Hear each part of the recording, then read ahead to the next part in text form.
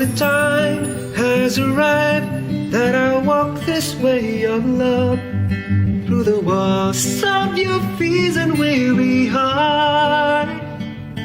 Take my hand and walk with me, I will teach you to be free, 'cause that's what I call you to be.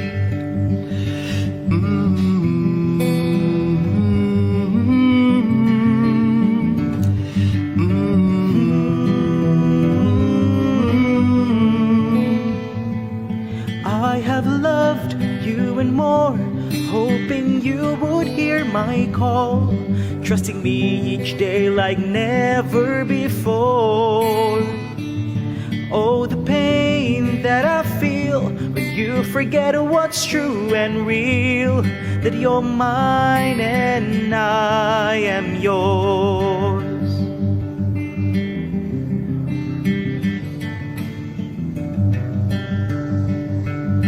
I'll wear it all over again, crown of thorns and purple cloak. Carry the heavy cross once more like before. I give you my life, I'll give it once again, Father, that they may be one.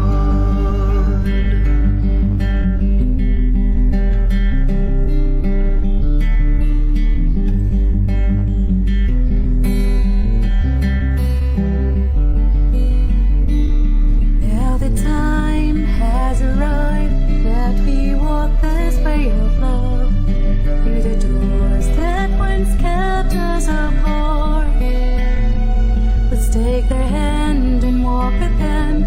Teach them first how to be free, 'cause that's what they're called to be.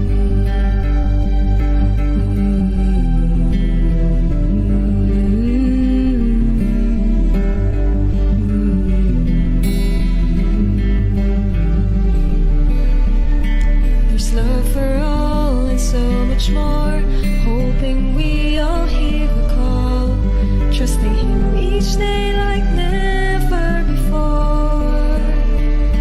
Oh, the pain we need to feel when we pretend they are not real, 'cause we are part of each one.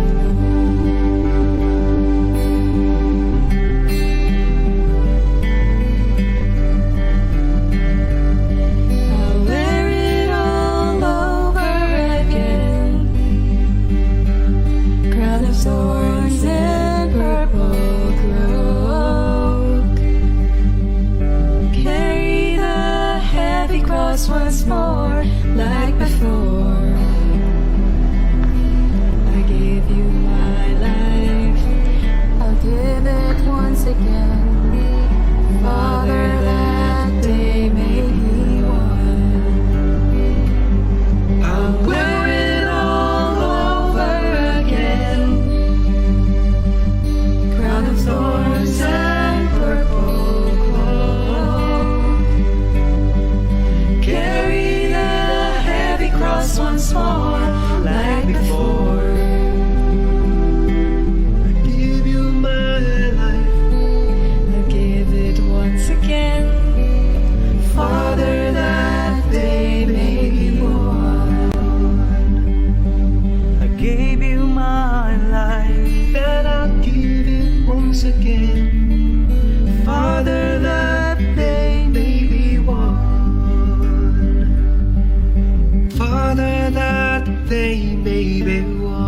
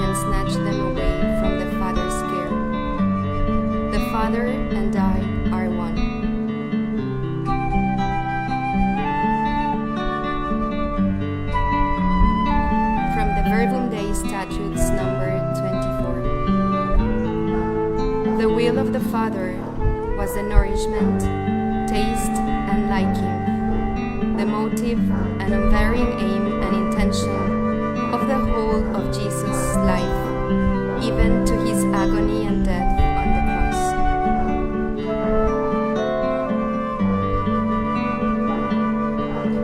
The will of the Father was the theme and program of his life and teaching for all people. Jesus proclaimed the fulfillment of the Word, commandments, and will of God as superior to any other fulfillment, honor, or title, however great it may be. From Matthew 7:7-11. Ask and you will receive. Seek and you will find. Knock and the door will be opened for you. For everyone who asks will receive, and anyone who seeks will find, and the door will be opened to those who knock. Would any of you who are fathers give your son a stone when he asks for bread? Or would you give him a snake when he asks for a fish?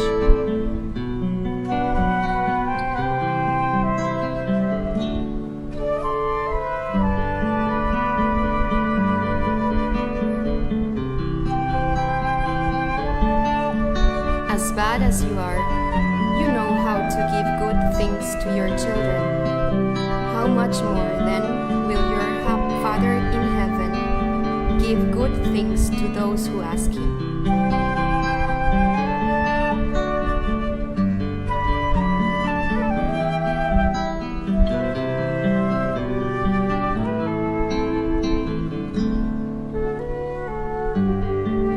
From Psalm 138.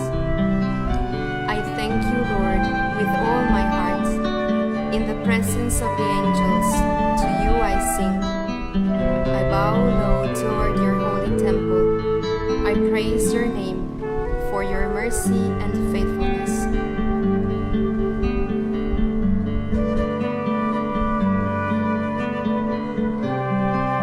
For you have exalted over all your name and your promise. On the day I cried out, you answered. You strengthened my spirit. All the kings of the earth will praise you, Lord, when they hear the words of your mouth.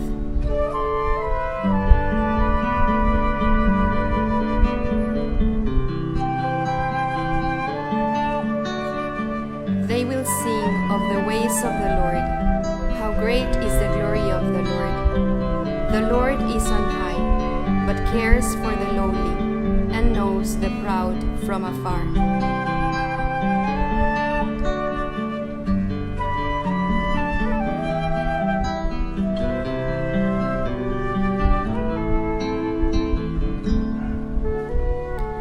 Though I walk in the midst of dangers, you guard my life when my enemies rage.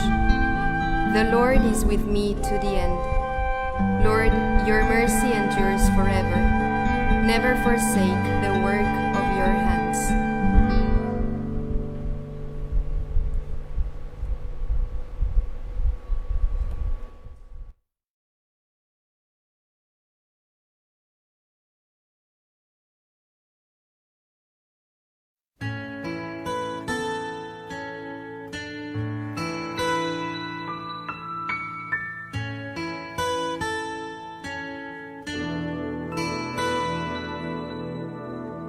All things work for our good, though sometimes we can't see how they could. Struggles that break our hearts in two sometimes blind us to the truth. Our Father knows what's best for us. His ways are not our own. So when your pathway grows dim can't see him, remember you're never alone.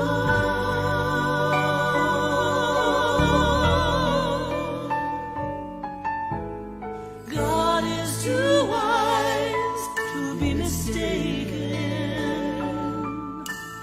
God is too good to be unkind. So when you don't understand, when you don't see his plan, when you can't trace his hand, trust his heart. Trust his heart.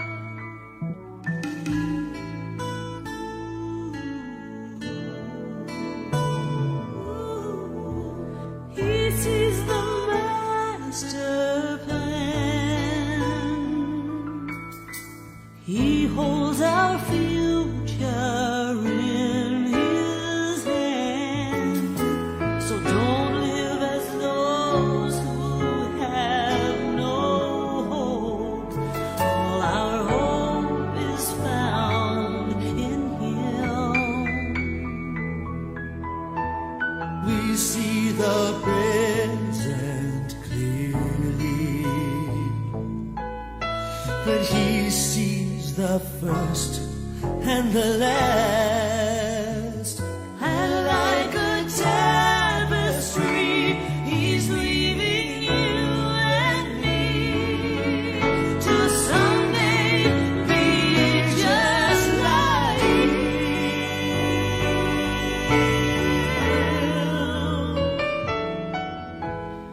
God is too wise to be mistaken.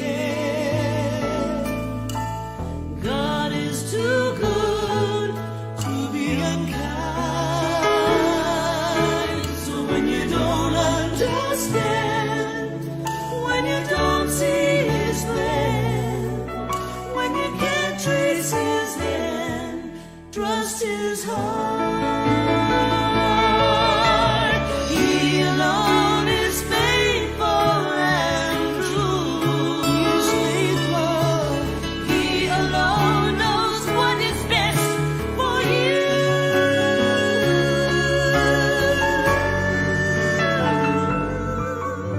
So when you don't understand, when you don't see his plan, when you can't trace his hand, trust his heart. Trust his heart. Trust his heart. Trust his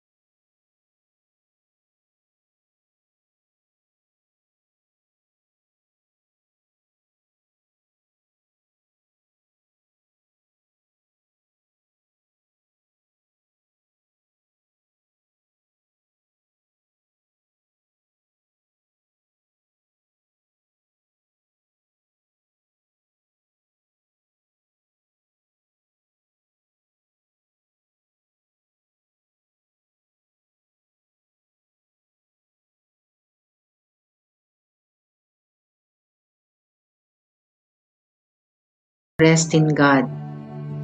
May they be one. But how is it possible to be one in this moment when many people are little by little dying because of this worldwide crisis? People have died because they were infected. People also are dying of fear because they are afraid that they might get infected. Some people died also because of loneliness. Recently, we received news here and around the world that many old people didn't die because of the sickness, but the loneliness they felt because the family cannot visit them in their hospital beds. Many also are dying because of hunger. In this time of quarantine that offices are locked, are closed, how many people did not receive compensation due to the lockdown? And in this time, how is oneness possible? Because around us are many different realities that actually, inside of the hearts of many, causes division, causes brokenness, even causes physical wall because we cannot go near our loved ones. I knew some people who are basically on quarantine inside of the house but literally isolated from family members through the saying which says, so near yet so far. But in all of this, to be reminded of God's word, to be still and know that I am God in Isaiah 46:10. Because when we are calm, it brings us to a closeness beyond us, serenity that overpower our fears, and there is an experience of peace, an experience of oneness with God that brings wholeness in the chaos inside of us. This interior oneness brings a lot of good things around us as well. Some relationships have been restored because we have no choice but to stay in the house. Consumerism is controlled. And also, one evidence or proof that there is goodness in this time is the sharing of material goods, emotional, and most importantly, the sharing of spiritual goods. There are also many people who learn to go back to prayer, and I am very sure that so many other good things that happened in this time. We can claim that there is richness in the poverty that we are facing right now.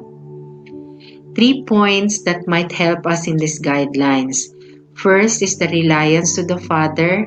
The second is God's providence. And the third is thanksgiving to God. The first point is reliance to the Father. This Holy Week is an opportunity to go deeper in our following of Christ, free of any obstacle, as it is a rare chance to be intimate with Him without being busy on what to do in this Holy Week, but focused in the celebration of His life and love. His life that even in loneliness, sadness, grief, or poverty, He was never alone.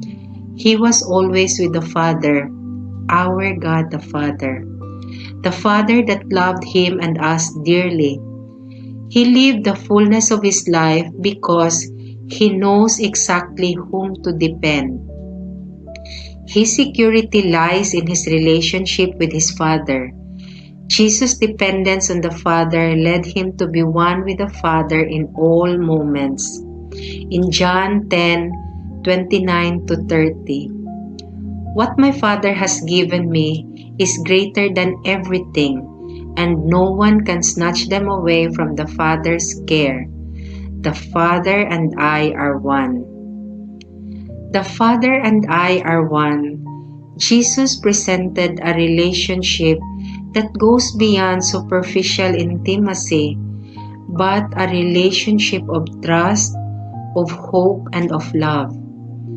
A relationship even that goes beyond stability, but allows growth in the middle of the challenges.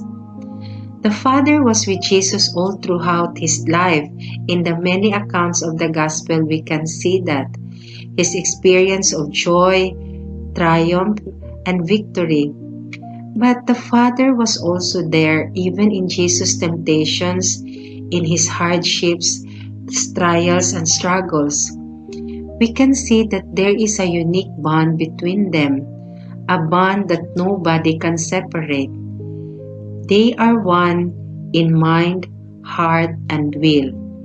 In our Verbum Dei Statutes, number 24, the will of the Father was the nourishment, taste, and liking, the motive and unvarying aim and intention of the whole of Jesus' life, even to his agony and death on the cross. The will of the Father was the theme and program of his life and teaching for all people. Jesus proclaimed the fulfillment of the word, commandments, and will of God as superior to any other fulfillment, honor, or title, however great it may be. I would like to highlight some words in this number of our statutes. The will of the Father was the nourishment, the motive, the unvarying aim, the intention, the theme, and program of his life and teaching for all people. Jesus' dependency to the Father's will is what moved him to persevere in his journey regardless of his daily crosses. And for you, what is the nourishment, the motive, the unvarying aim, the intention, the theme, and program of your life? For me, I didn't have this intention before. I didn't have this motive before. I didn't have this nourishment before until I found him. In Songs 3:4.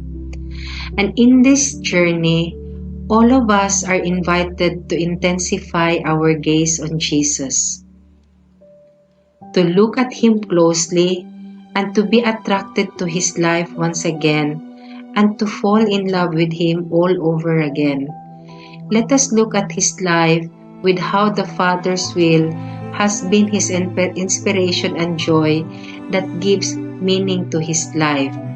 In Hebrews 12:2, let us keep our eyes fixed on Jesus, on whom our faith depends from beginning to end.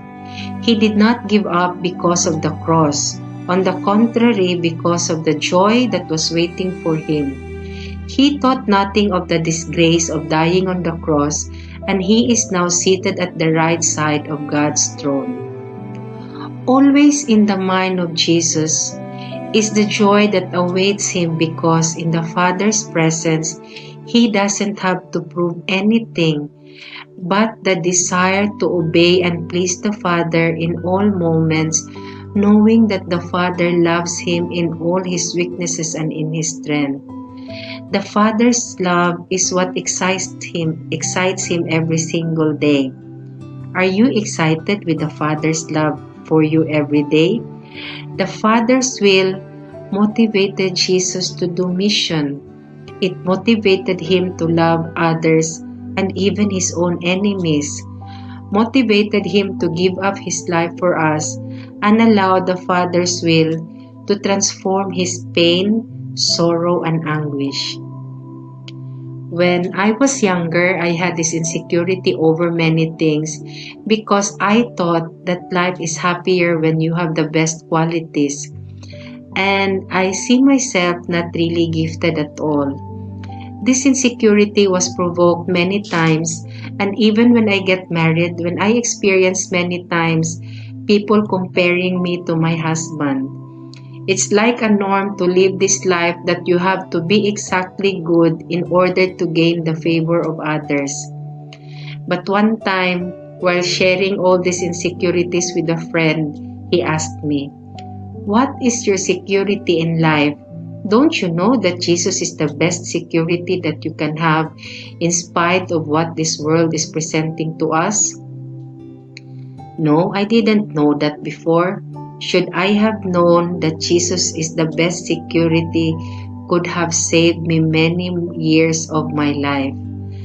But I realized now how important I am, how good I am, how beautiful I am, how capable I am, because the Lord gave me His life. Otherwise, I rejected His creation in all those years of self-pity and messy life. Let me throw the same question to you. Who is the security of your life? To whom does your faith depend? To whom do you trust your life best? Do you trust in the opinions of others?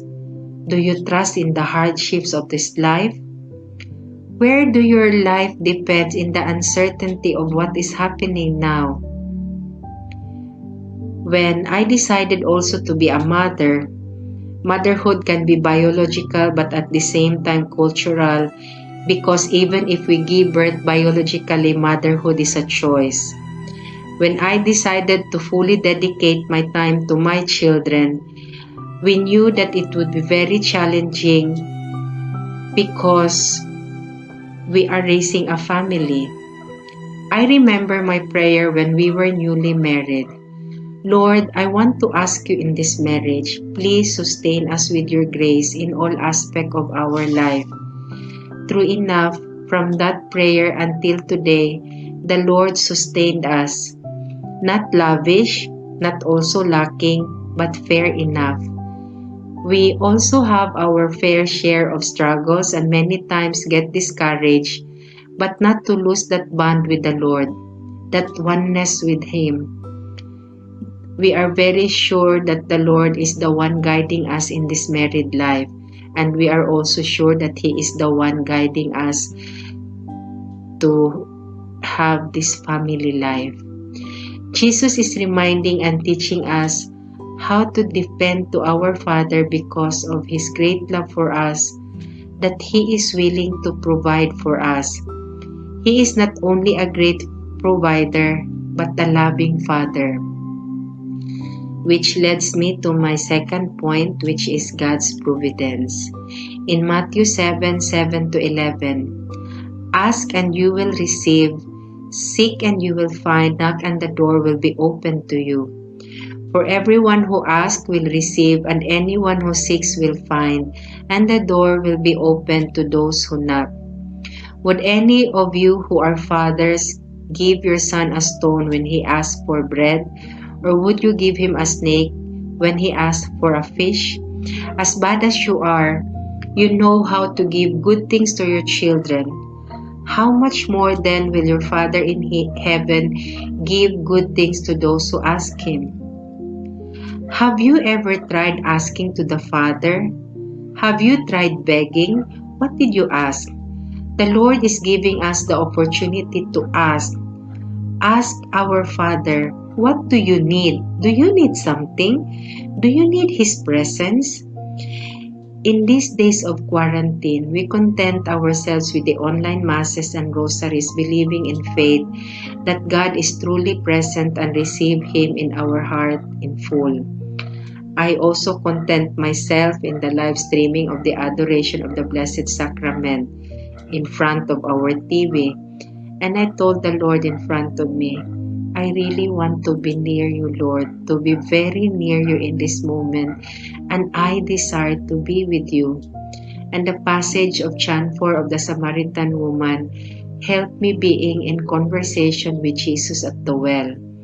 I was in that moment really thirsting for God, like the woman thirsting for the presence of his master, longing for the presence of his Lord.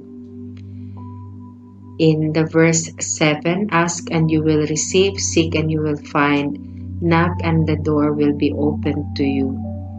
Do not be afraid to ask, to seek and knock at the door of the Father's heart.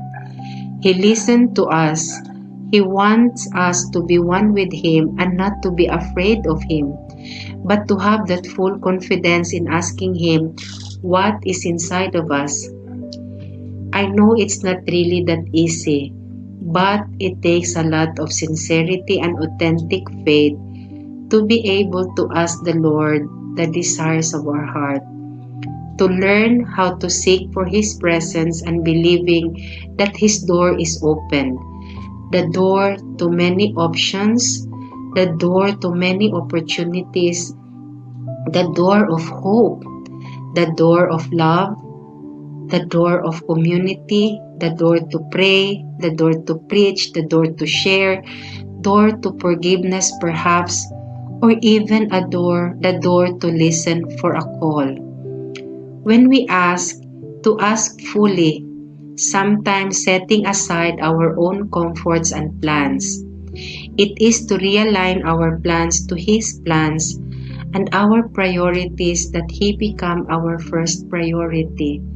Jeremiah 29:11. I alone know the plans I have for you, plans to bring you prosperity and not disaster, plans to bring about the future you hope for. Our Father is not stingy. Remember in the story of the prodigal son in Luke 15:12, He gave all His belonging divided in equal parts to His son. He is a generous Father. He gives to His children what we all need. Sometimes we are the one that is stingy. We are limited in our own understanding that our Father cannot give us more. Let us try to open up our life and see the beauty within and outside. After all, our Father is really wonderful. He would not give us something that can harm or destroy us. And many people nowadays are saying, why did the Lord allow this pandemic? And inside of me really question these people, why are they blaming Him? This isn't the Lord's will. What is happening now is not His doing. This is not in His plan. But He directs this darkness for us to see the light. He used it as an opportunity for us to seek Him, to trust in Him, to seek for His healing, to depend on Him, to pray more than we prayed before, because this is something that only prayer can drive this kind out. In Mark 9:29. The good news is that Jesus is alive. God is here. God the Father is providing for each one of us, and He continues to be faithful even if sometimes we are not. He continues to love even if sometimes we don't. He continues to give life even if the world is perishing. God did not abandon us. Look closely. He is one with us in this moment. Look closely because He is present. Look closely because He is there waiting. And look closely because He wants us to depend and to trust in Him. And when He is providing us, I think it is for us to give thanks. And I will end these guidelines with this passage of Psalm 138. To give thanks to the Lord for His constant love and faithfulness. He keeps us safe. He gives strength to all of us for this journey and always providing us what we need. To be assured that He gives as He promised. Give thanks because He is there. Give thanks because He listened to our cry.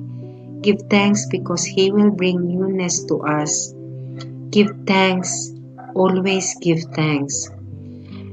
When we are grateful, we are able to give ourselves. With so many gifts we receive from God, it is for us to share that gift with others. I personally enjoyed so much this time of quarantine, knowing that we have more time with our family, more time to do the things we have not done, more time for prayer. Are we grateful to share your prayer with the people that are very close to you and sharing it with others who need it the most? Do it. Go for it. Be an instrument of God's love today. To rely in God is to share His goodness with others. Give thanks to God for all the good things that He has done for each one of us. Let us place in the hands of our Mother, Mary, our prayer today, because she can teach us how to depend on the Father's care in the measure that He accompanied Jesus throughout His birth, His life, and in His passion, death, and resurrection. Our passages for this morning guidelines of the Monday of Holy Week.